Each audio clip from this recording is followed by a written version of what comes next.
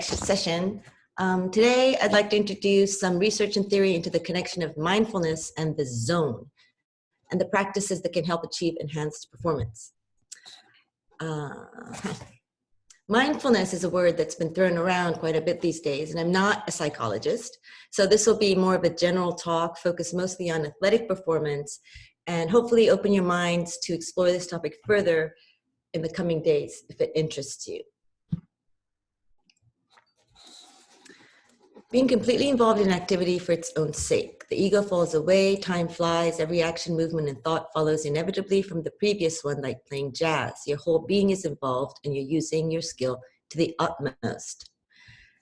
This is one of the descriptions of the zone by Dr. This name is really hard to say, Mihaly Csikszentmihalyi. I'm going to call him Dr. C from here. A Hungarian-American psychologist who first identified and studied the concept of getting in the flow, which is another way to describe being in the zone, which being in the zone is more used by athletes and being in the flow is used more by artists. So as athletes, we all know the importance of getting in the zone to play your best. In psychology, this phenomena of performing your best while completing a task is also called experiencing flow. The zone is an awesome place, a figurative mental space where extreme focus gives us a sort of tunnel vision that enhances performance and even changes the perception of time. One might get into a zone creating art or studying or participating in a sport where outside voices and elements such as food, time, audience fade into the background and outstanding productivity or performance results. When you're in the zone, you may not recognize it, but once you're out, there's usually a sense of contentment and achievement. Zone or flow is a relatively new topic in sports psychology, but a lot of research is being done on how to induce it, how to train elite athletes to experience flow more easily by inducing mindfulness exercises in athletic training routines. How does it feel to be in the zone? Dr. C describes the elements of being in a zone as the following. Completely involved in what you're doing, focused and concentrated. A sense of ecstasy, of being outside everyday reality. Greater inner clarity. Knowing what needs to be done and how it will be done. Knowing that the activity is doable, that your skill is equal to the task. A sense of serenity, no worries about oneself, and a feeling of growing beyond the boundaries of the ego. Timelessness, thoroughly focused on the present. Hours seem to pass by in minutes. And lastly, intrinsic motivation. Whatever produces the zone becomes its own motivation. When all these elements come together, you're in the zone. So, sounds good, right? How awesome would it be if we could regularly play the best ultimate we can play instead of fondly looking back on a few tournaments or days when you played out of your mind? Dr. C put together a formula of sorts for achieving the zone. So we can talk about how he thought that what elements were needed to be in the zone. So one is called the change skill balance. Being in the zone requires a balance between our perception of the challenge level and the skill level. This means we should be confident we have the skills to complete the task while at the same time recognizing that it will require the full focus on the present. The backbone of this balance is your confidence that's born of practice and training. If you've thrown a break force throw 1,000 times in practice and in all sorts of conditions, you know that you can do it in a game, and the technical aspects will not break your concentration, and the confidence will help you meet the challenge. Action awareness merging. Being in the zone produces a feeling of unity between action and awareness. In the zone, we might describe feeling at one with the task at hand. All consciousness of the outside world fades. In sports, athletes act almost automatically or reflexively using muscle memory to perform well-trained skills. By doing so, they focus on the more complex aspects of the game. Again, the backbone of this element is also practice and conditioning. Clear goals. Being in the zone also requires clear goals. All focus needs to be on achieving a goal, and in order to do that, a clear goal must be set at the outset. This brings us back to the SMART goals that Joe spoke about a couple of weeks ago. specific, measurable, achievable, relevant, and time-based goals. Unambiguous feedback. For athletes, feedback comes from a range of sources, often at the same time. Coaches, teammates, sideline, audience.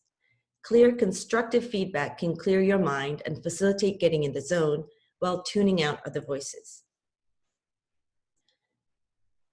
Sense of control. The sense of control, the sixth element being in the zone, is a sense of control, which also is related to the challenge skill balance. Notice the key to experiencing this element is the sense of control, not complete actual control. A sense of control comes from your understanding that the task is doable for you with complete focus. Total concentration on the task at hand. This is one of the clearest indications of being in the zone and is highly related to the challenge skill balance element. Specific to Ultimate, players require a lot of brain power to play strategically based on the moves of teammates and opponents, as well as to remember set plays and defenses. There's a lot going on.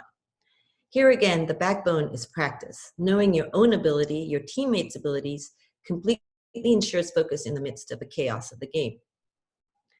Loss of self-consciousness. This is one of the trickier ones. Most of us live our lives constantly evaluating and judging ourselves and worrying about judgment from others. This is no different on the field, perhaps even more so.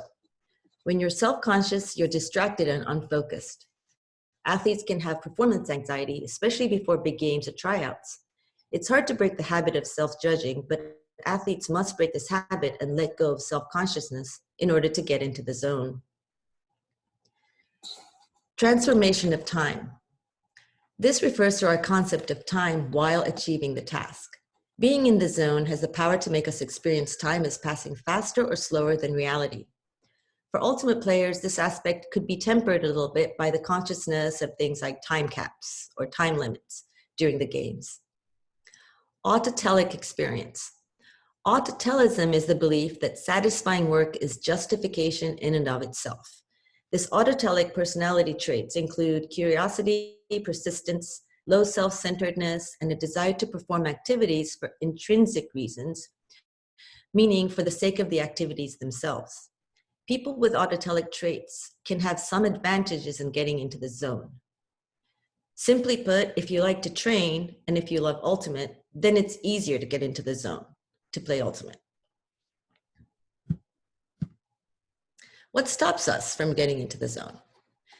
As I mentioned before, sports anxiety, pessimistic thinking, lack of skills, and a lack of physical conditioning could hold you back from getting into a zone while playing.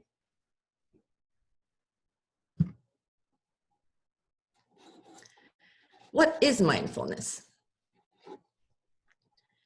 Does the word conjure up images of yoga or some new age cult?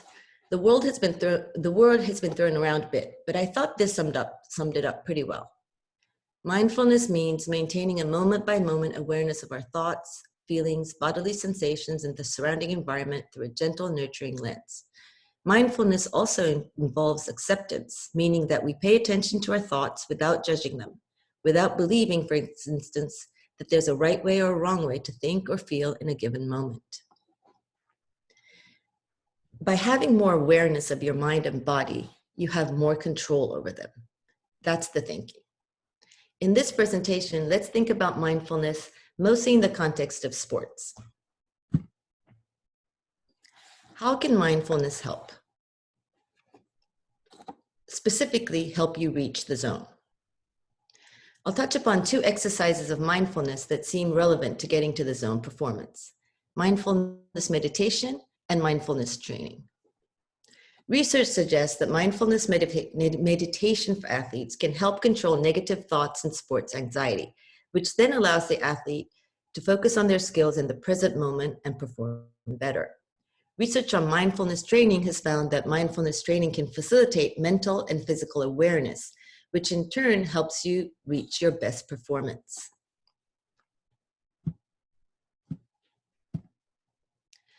Both of these exercises start with breathing.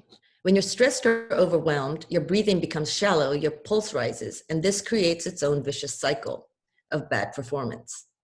Mindful breathing simply means to focus your attention on your own breathing. So we'll start with the breathing part. To try this, you usually would set aside anywhere from 5 to 15 minutes a day, or as often as you want. It's good to make it a regular habit to just focus on your breathing. So if we have the time, which I think we do, we can try a 30-second version. So get in a relaxed, comfortable position. Keep your back upright, but not too tight. Hands resting wherever they're comfortable, tongue on the roof of your mouth or wherever it's comfortable. Notice and relax your body. Let yourself relax, conscious of any areas of tension. Tune into your breath. Feel the natural flow of breathing in and out. You don't need to do anything to your breathing. It doesn't have to be long or short, just natural. Notice where you feel the breathing in your body. It might be your abdomen, your chest, your throat, your nostrils. When one breath ends, another starts. One breath ends, another starts. Now you might notice that your mind starts to wander, and that's fine. Just notice that your mind has wandered and redirect your attention back to the breathing. When you practice this, stay on this breathing for another few minutes or as long as you're comfortable. After these minutes, notice your body, relax even further, and end the practice peacefully. Mindful breathing can give you an anchor in your breathing on which to focus when you feel stressful or anxious. It helps you stay present in the moment rather than distracted by the regrets in the past or worries about the future. It's something you can do in 30 seconds or 15 minutes, maybe after even coming off the sideline if you need a breather to focus again, or just in the morning to focus yourself for the day, 30 seconds before a big exam. Anytime during your life, you can use this actual exercise. Mindfulness body scan is an exercise that systematically focuses your attention on different parts of your body. So it's a very similar exercise to what we did now, but you usually would be lying down and you start from your toes with regular breathing and just focus on your body parts, each one. Start from your toes and go work all the way up to your body. Maybe some of you have tried this in yoga class because it's a yoga exercise as well. We don't have time to do this together today, but the exercise will have you lying down, starting from your toes, going all the way up, and focus on each part. And if you feel pain, if it's tense, just be conscious of it. There's nothing that you actually do, but you put your mind and you pay attention to it. It's designed to bring better awareness to every part of your body and also whatever tensions you might be holding inside. The mindful thought awareness exercise is a similar one, except you're focusing on your thoughts. You relax, breathe, and focus on your thoughts. The goal of the exercise is not to quiet your mind. You don't have to just go blank, but to be aware of your mind and all the ideas that are floating through. Whatever idea comes in your mind, you can notice it like you notice clouds going by, but just be aware of what you're thinking. And again, in this exercise, use your breathing as an anchor to the present.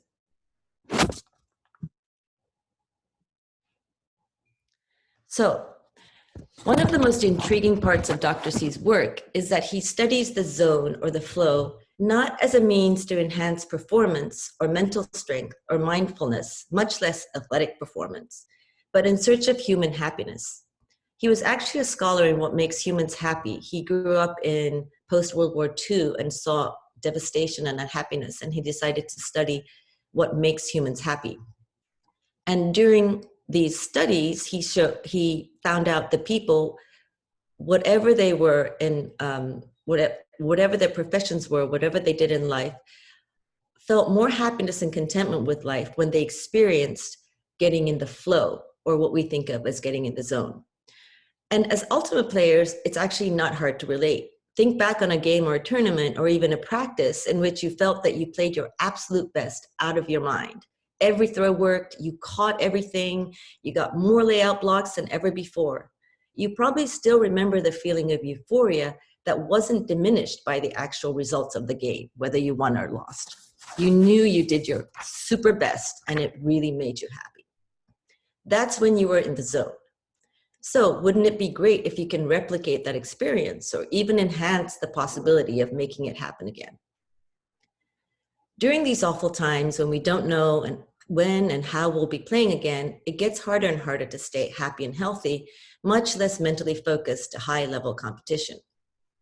This terrible time, though, gives us an opportunity in a way to work on other aspects of your game, like these mindfulness techniques that can help you on the field in the future, as well as with other life challenges like school exams or art performance or just life.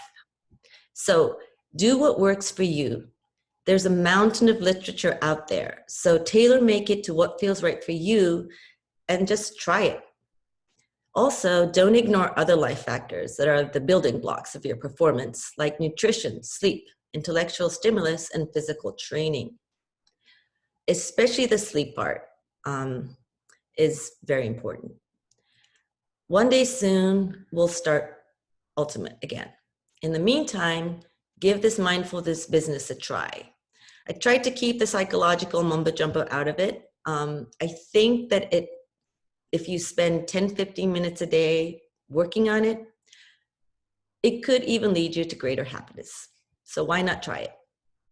So your homework for this session is to try the breathing exercise, the mindful meditation, or the body scan. Whichever one you want, I would recommend starting with the breathing, or all of the above. Try to set aside a few minutes a day to see if you feel any improvement. Good luck and thanks for listening.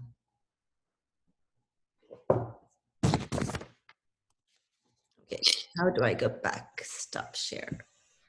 Amazing. Any questions out there for now from the crew?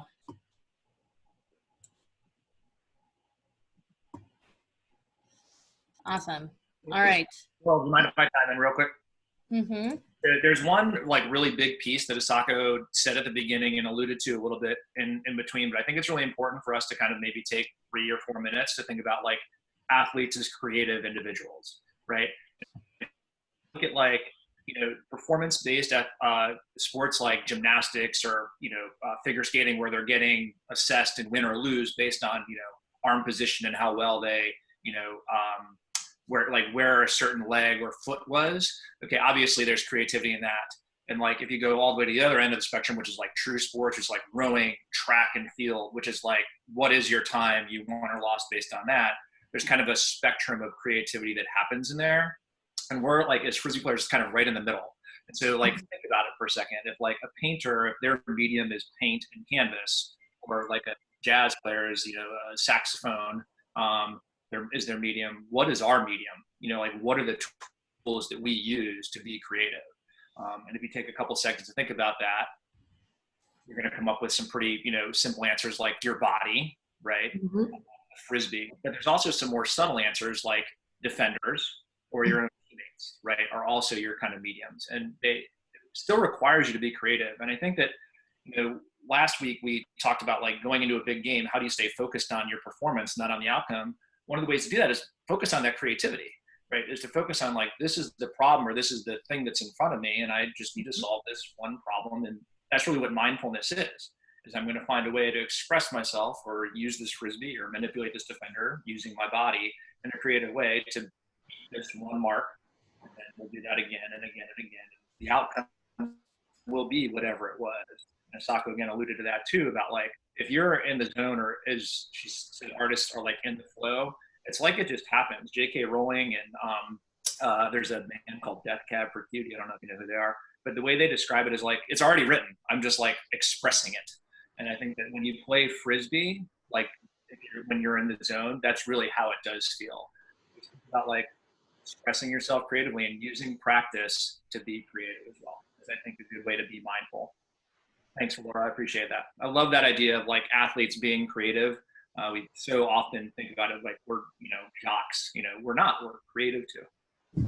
Yeah, that's a really good point. I think Ultimate especially has a lot of creativity. And if you see the really good elite players, they are very creative on the field. Yeah, in that sense, I used to have long conversations with my friend who's an actor around how we have very similar roles and responsibilities, right? You do everything for a 2-hour segment, and that's all you can do for that day. All right, I will be moving on to another presentation, and just for trying new things, I did this on Canva. I also just put a link in the chat in case, which is kind of our mailbag Google form, in case anything comes up that you want to learn.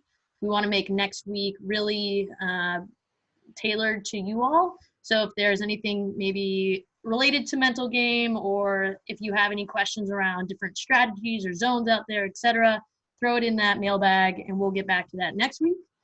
Let me see if I can set up this presentation.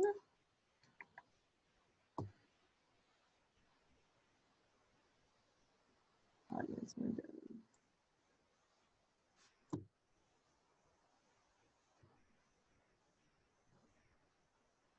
Okay, I'm gonna go to my share screen.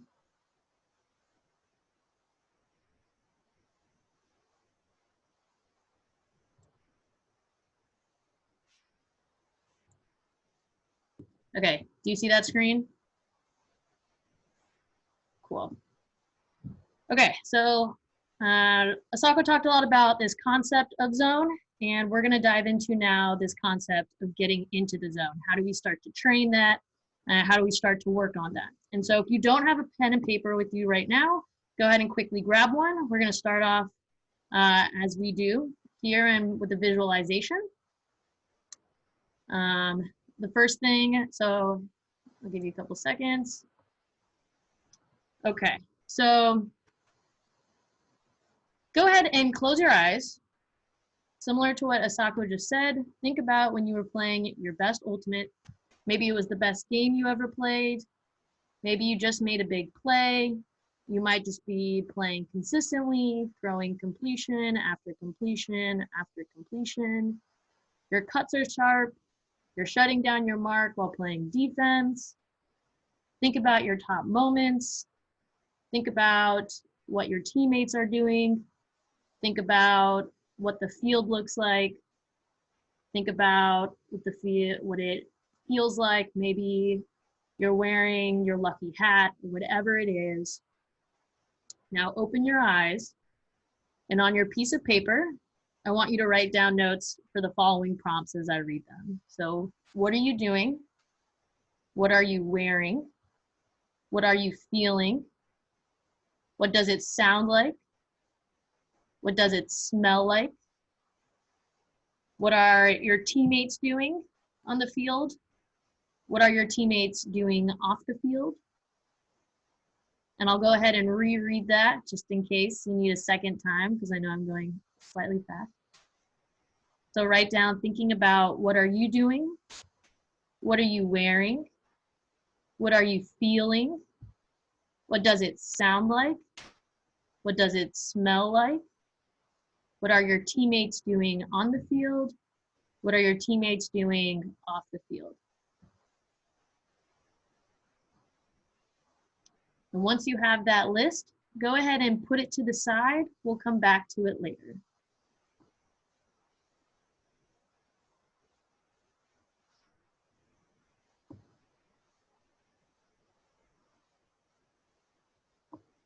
And then somebody just go ahead and give me like a thumbs up when you're just about ready.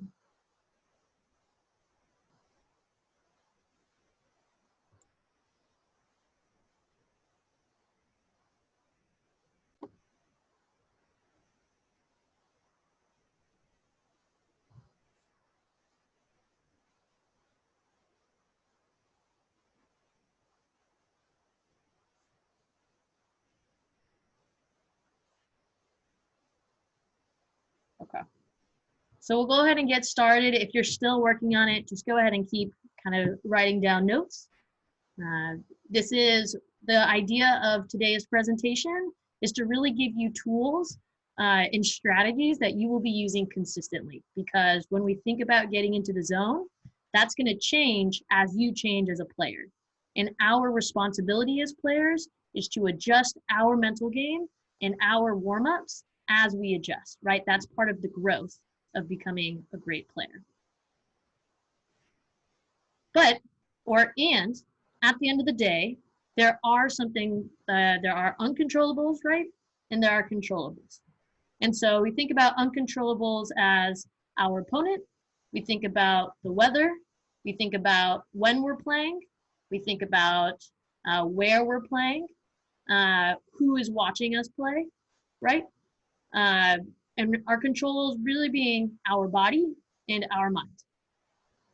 That is all that we can really bring to the table, is us, right? Ourselves. And so in that vein, when we think about getting into the zone, all right, I want you to go ahead and now looking at that list, star the top 5 feelings that make you feel the best.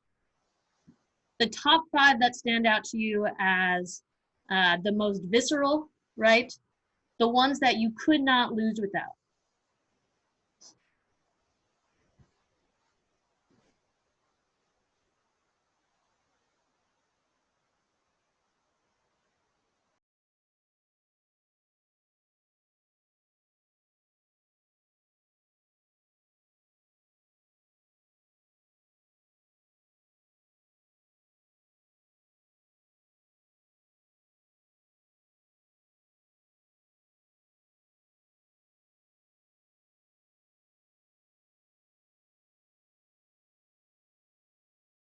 Before every game and every practice, I go through the same warm-up of running back and forth, just 20 yards, listening to music that I know I personally need, right?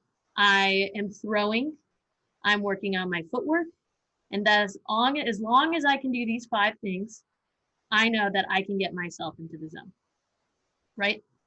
When I think about one of our best games last year from Scandal was at YC, or at the US Open, was us playing Fury in quarters.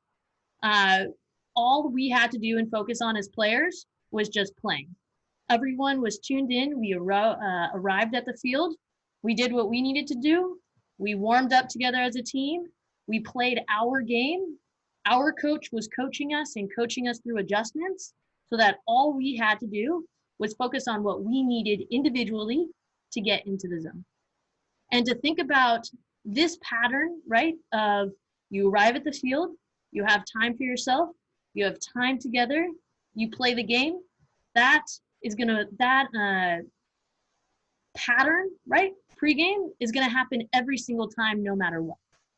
And that is what you can control, is thinking about, okay, what happens when we arrive at the field right away? I always make sure I'm in one of the early cars because I know I need a little bit more time than others, right? And then once you get into the game, okay, now what is it that I can help my teammates with, right? All right, now it's time to be with my teammates. How can I make sure my teammates are getting the support that they need from myself?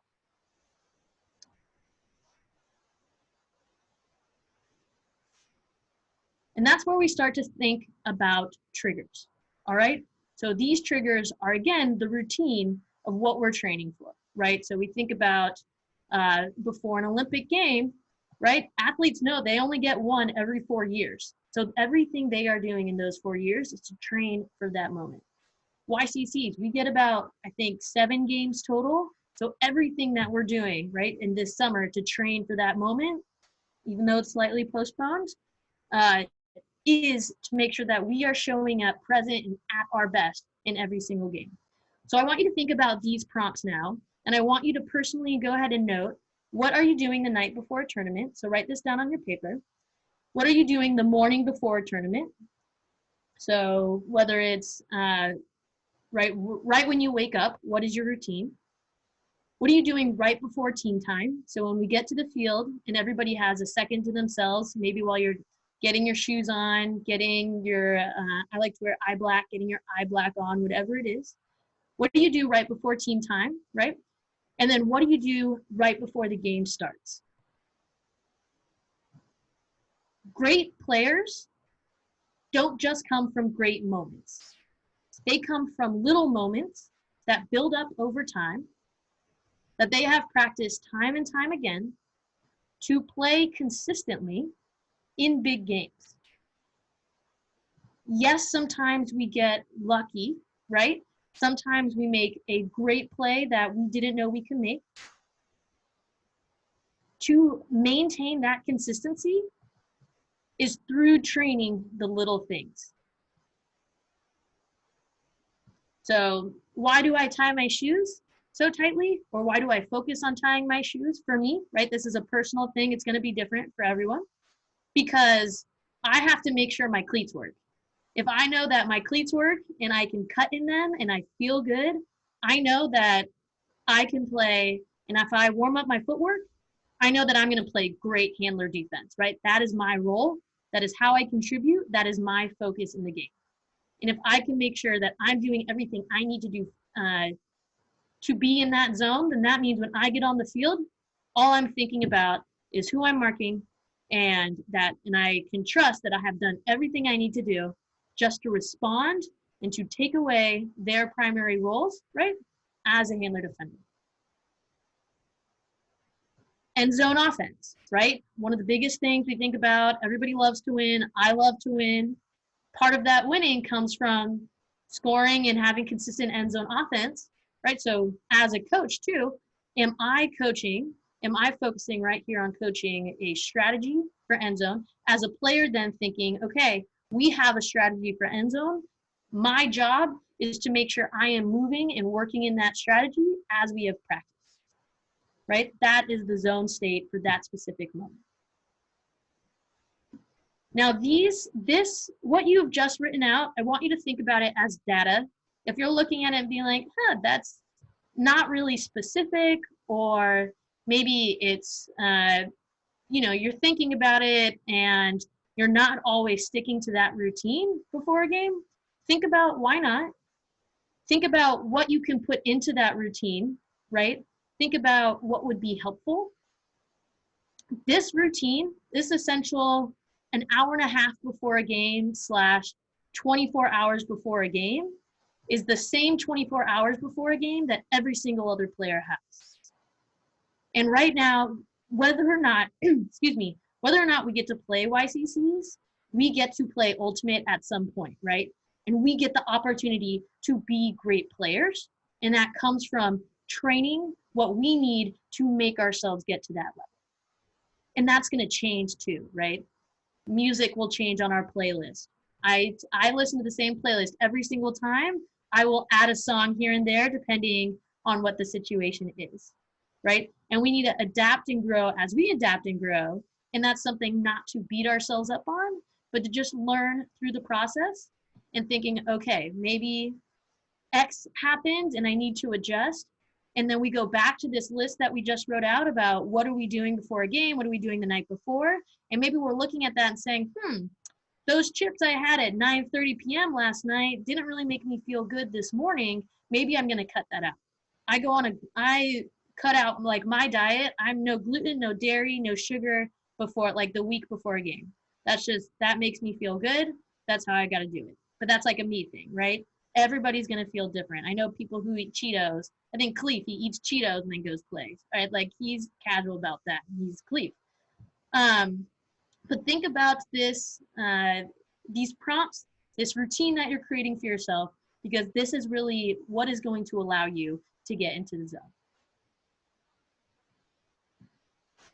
All right, so, Asako mentioned this in mindfulness, right? Sometimes when we're doing mindfulness, we have thoughts come in, we want to just recognize them and we want to move past them. So think about distractions at a game, right? Question for you all. What are some distractions that might happen during a game? Feel free to unmute yourself and chime in. Other games going on, like next field over. Other games, yep. Also new people showing up on the sidelines that I know. Yep, fans.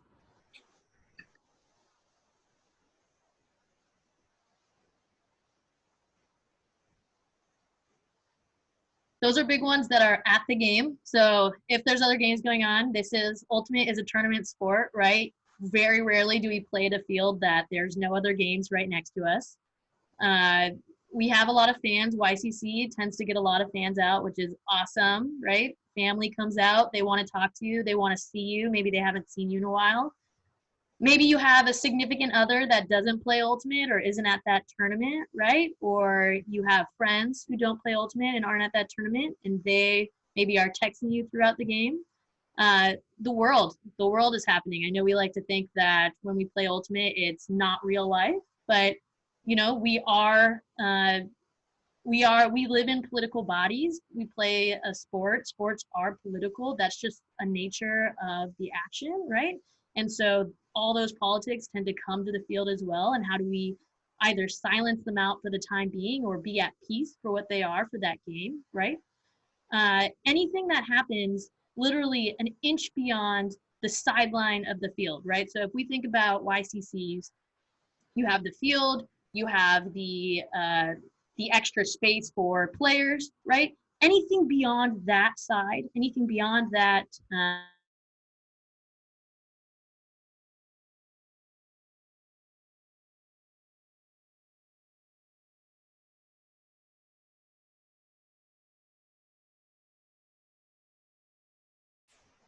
again, feel free to unmute yourself and shout out. What's the primary goal in a game?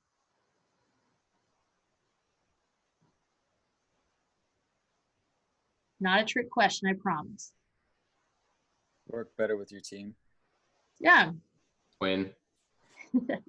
Win, work better. I mean, at the end of the day, how does that happen? It's by playing, right? And that means running, catching, throwing with your teammates, right? That's all that we can really control is if we're running hard, if we're catching the disc, and if we're throwing well, right? That's all that we can manage. And we do this at practice too as well. So remember, these are things that we can practice at practice. But distractions happen. And so now we really want to think about this concept of getting back to the zone. So primary triggers. So thinking about, this is how I refer to it, triggers. You're going to hear a lot of language of this throughout different psychology and just sports psychology. So I think about primary triggers as what you do before a game, right? So one of my primary triggers, right, is tying my shoes. I go ahead, I tie my shoes. I listen to certain music. I try to do ladders, right? That's a primary trigger. They tend to take a little longer than what I call secondary triggers, which are short cues to tell us or to get us back into the zone. So if I have a certain song that I like, maybe I'll just sing in my head 2 lines of the chorus, right? Or the part where the beat drops that I need to hear that gets me pumped up. That's going to be a secondary trigger for me that I'm going to use in my toolkit. Or if I just dropped a disc and I want to think about, this is another distraction that I forgot to mention, right? What just happened? What just happened the point before? That's a distraction, right? Anything that could happen in the next point, that's a distraction. Our only focus, right, is going to be on this point ahead that we're playing right now.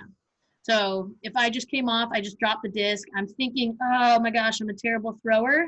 I'm going to say, hey, Asako, throw with me for I just needed 5 throws. I just need to throw really quick, right? I feel like we all do that kind of on the side of the field. Think about making that a really positive and meaningful trigger to get yourself back in the game. Maybe it's doing a little bit of grip with the disc where you're just kind of catching, trying to feel it up. Remember what you're doing. Strings mentioned last week, right? He just worries about playing defense. So how can you re-warm up your defense if you come off field and you're feeling not that great about the point? Because our goal to get back into the zone is to get back into that point that we're playing right there. Another way is to think about the team goals and focuses, right? Our job as coaches is to give you basically 1 to 3 responsibilities for that day, for that game, and say, this is all you need to do right now. Trust us, trust the team goal, trust the team focuses, get back to those, focus on those, and that can tend to help folks get back into the zone, right? Teammates, hey, Asako or Joe, I keep feeling frustrated. Can you watch me play defense on the next point and tell me what I can work on better or how I'm doing, or be in my ear, right? I always have players that I'm like, hey, you're the person I want on the sideline specifically talking to me. We tend to find those bonds, right? Who are the teammates that do that for you? And just keeping in mind that sometimes you need different things at other times, right? So if it's super hot, right? YCCs tend to be pretty hot. Okay, at that point, I feel pretty exhausted. I know that I got beat, right? I know that this person beat me deep. I'm just going to go have some water. I'm going to have some electrolytes. thinking about how do we build that personal toolkit so that we can respond better and quicker, right? And increase our ability to get back into the zone more efficiently. That is our responsibility as athletes, right? Our responsibility as coaches is to give you all the tools you need. Your responsibility as players and athletes is to be the best athlete you can be in that moment. And that oftentimes is getting back into the zone. And lastly, we want to think about getting out of the zone. So we talk a lot about drinking water, feeding yourself, stretching, recovery, right? Think about the things that we can control versus what we can't control. We can control our body and our mind, right? Maybe our mind, we're doing some breathing exercises. Maybe we're eating, right? Maybe anytime you come off the field, you want to be drinking water, especially if it's hot. At YCCs, we just want to make sure we're doing that. Think about what Michael said last week as well, right? You're drinking a ton of water starting on Monday so that your body is used to hydrating as quickly as it needs to at an actual frisbee game, right? So before game one or before the end of game one, you're already finishing an algae and you want to replicate that in the week before, right? So your body can be used to it. And we think about then when we come off, right? We're going from a really high emotional state. Maybe we just played a big game, right? YCCs, we get 7 to 8 games. Every single game is big. We're going to play a big game. We're going to come off the field and we're going to be like, oh my gosh, phew, we don't really have to play for maybe 20 minutes. We get a little bit of a break. We can say hi to our friends and family. I know for me, if my girlfriend or my friends or family are watching, I have to take a couple seconds to myself or with my teammates just to be like, whoa, just to like take a couple deep breaths, and then I can go talk to them. Because I just came from this really intense state that takes a lot out of us. We often try to ignore as athletes how our emotions can drain our energy. And the truth is that emotions are very draining. They're very difficult, right? They can make you tired, exhausted, and our responsibility is just to be mindful of that. That's all we can do. And make sure that we give ourselves the tools to recover so that we can get back into a high emotional state for the next game. That's all YCCs is, right? We think about big tournaments. It's getting up into that high emotional state, being able to come down so that we can take care of ourselves to get back up into other high emotional states. In thinking particularly there with how to manage between games, right? So we wrote out this list of prompts of what do you do before a game? Think now and add to that list of what do you do between games, right? And how do you typically feel in the last game of the day on Saturday? Sundays are my favorite day to play because there are 2 types of people in Ultimate in my mind. Those who can play on Sundays and those who are tired. And how do you make sure you are a player that can play all day Sunday? So thinking about that list of what gets you ready for the game, and then adding to that list at the end, what are you doing at halftime? What are you doing between games to make sure you can still maintain your energy for Sunday? Or at YCCs, right, for Monday. That is a 3-day tournament. That is, YCCs is 100% just pure exhaustion and endurance. And that is what we're working to as great athletes, right? We think about the best tournaments out there in the world, right? Our Worlds. Worlds is a multi-day tournament. It's going to be 3 to 4, maybe even 5 days. I can't remember, but it's anywhere like it is over 3 days that you have to be able to make sure you are playing your best. And thinking about, right, if we can take baseline data now, this is what they say about nutrition. If you want to start a diet, you have to start with a food diary.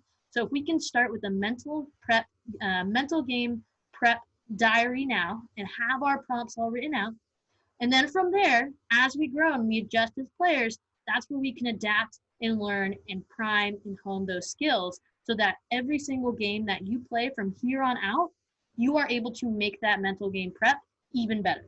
You're able to get back into that zone even quicker, right? And you're able to get out of that zone and take care of your body and get back into it for the next.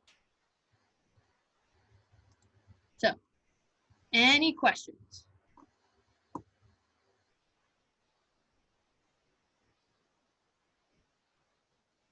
I know that was a lot of information.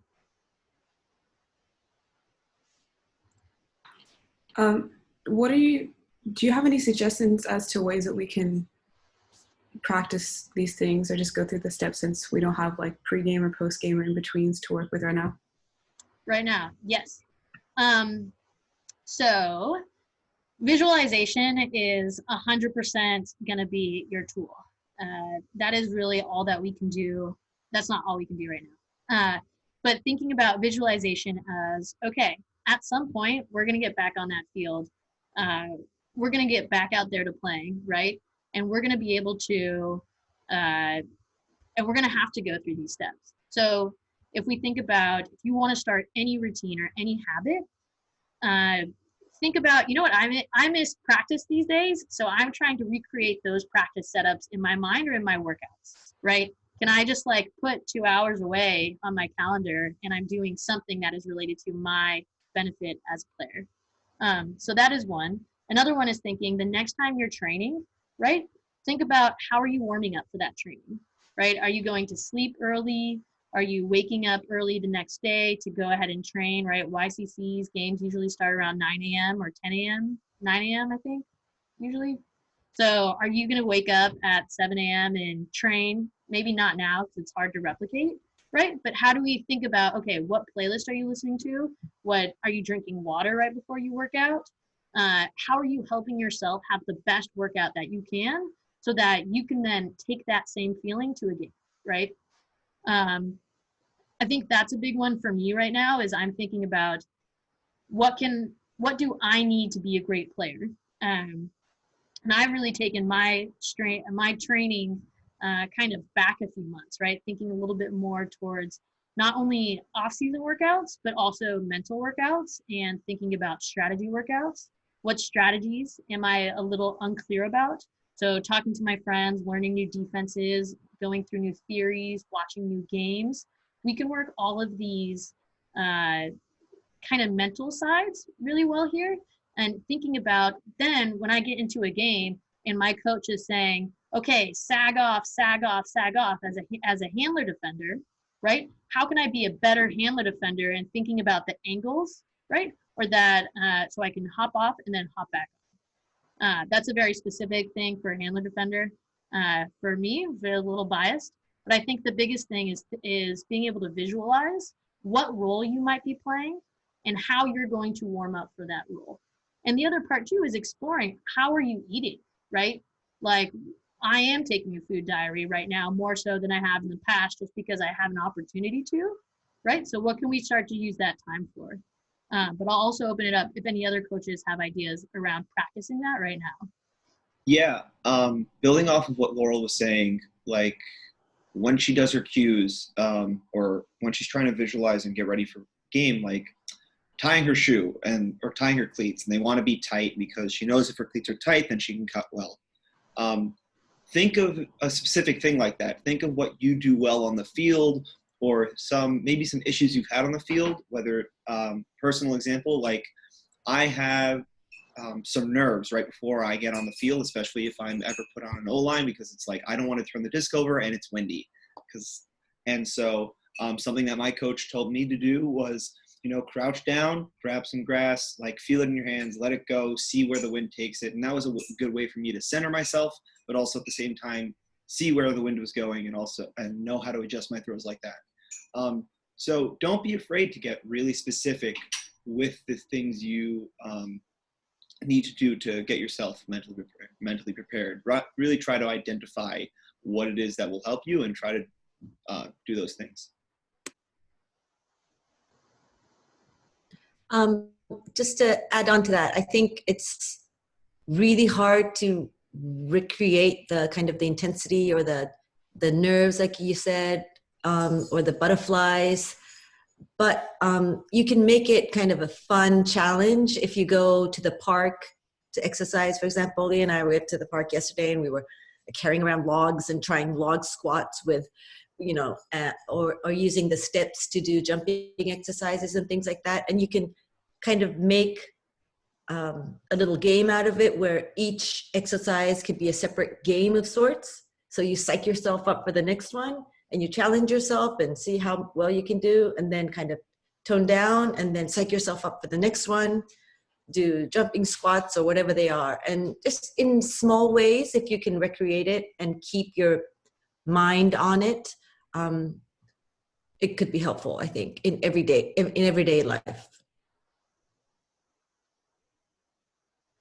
Yeah, and I'll also add, like, I feel very similarly right now, right, going through a presentation the same way I do before a game.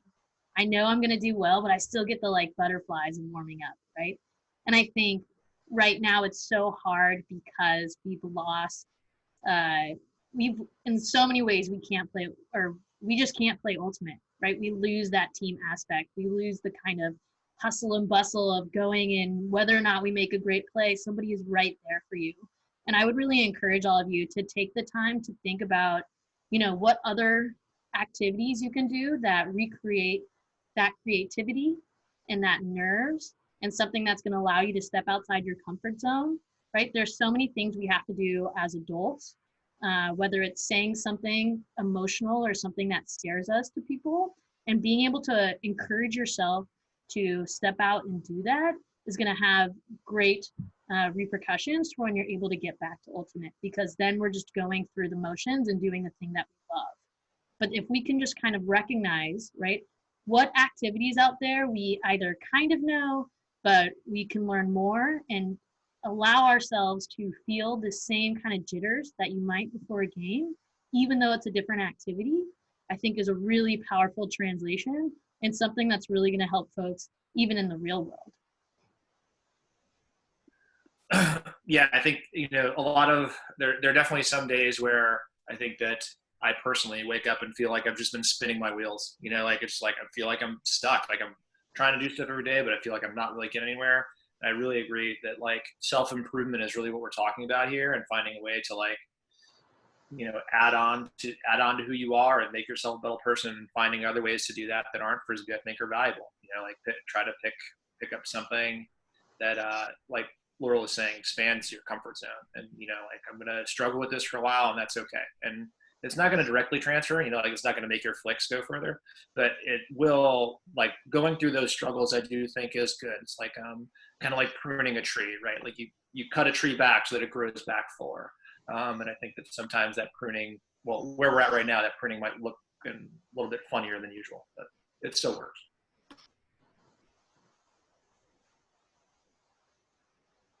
Any other questions out there?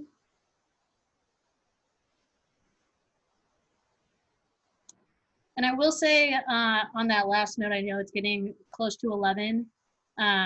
If there's anything that like you want to work on or want support on, please reach out to us. Strat, I don't know if you want to throw in, or like reach out to our emails, reach out to the WAFC email.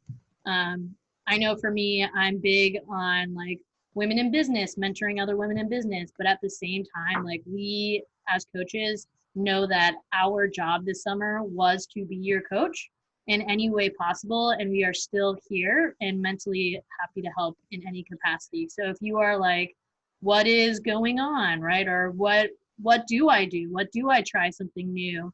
And you just need some ideas or creative ideas or a creative outlet, please reach out, because like that is something I think we're mindful of and still trying to figure out is, you know, we're here, we have the time and emotional energy to really commit to you all, even though that doesn't look the same.